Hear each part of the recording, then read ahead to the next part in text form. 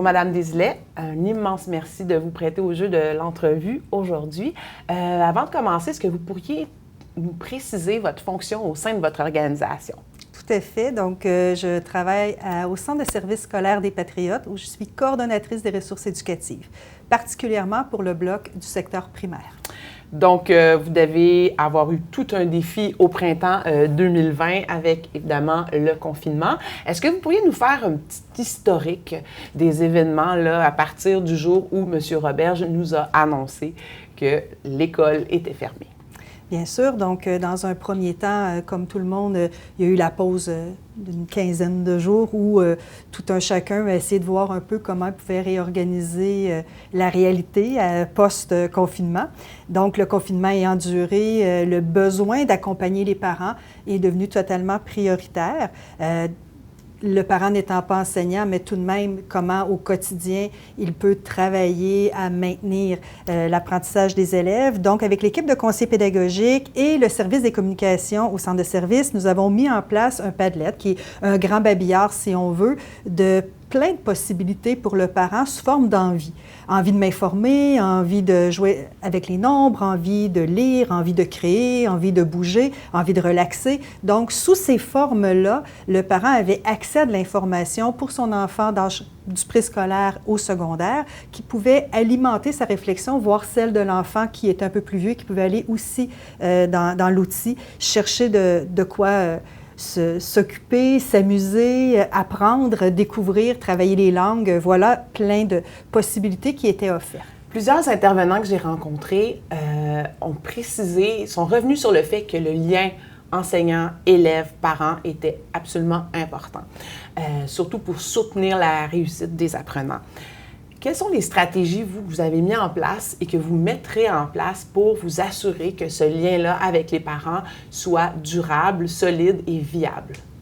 En fait, dès le départ, la nécessité d'entrer en contact avec les familles s'est fait ressentir. Les enfants arrivaient à la maison. De tout temps, la famille vient à l'école. Cette fois-ci, l'école rentrait à la maison. Donc, ce que nous désirions, c'était de créer un lien favorable à ce que les parents puissent aller chercher de façon autonome certaines informations propres à l'apprentissage de leur enfant. Rapidement, on s'est rendu compte qu'on avait peut-être avantage à poursuivre dans l'accompagnement, dans ce lien-là école-famille, de cette collaboration-là nécessaire, une suite. Donc, avec l'équipe de communication, ils ont développé toute une plateforme de soutien, un carrefour famille, si on veut, pour nos parents d'élèves et nos élèves adultes. Donc, où il se retrouvera là une variété d'outils de soutien, de réflexion pour eux. Bien évidemment, le premier contact est l'école. Donc, aux ressources éducatives, notre personnel vient outiller, vient soutenir les enseignants, les directions dans la réflexion sur ce lien-là, école-famille, et la plateforme, par la suite, vient en deuxième temps, si on veut, offrir un soutien plus autonome du côté de la famille.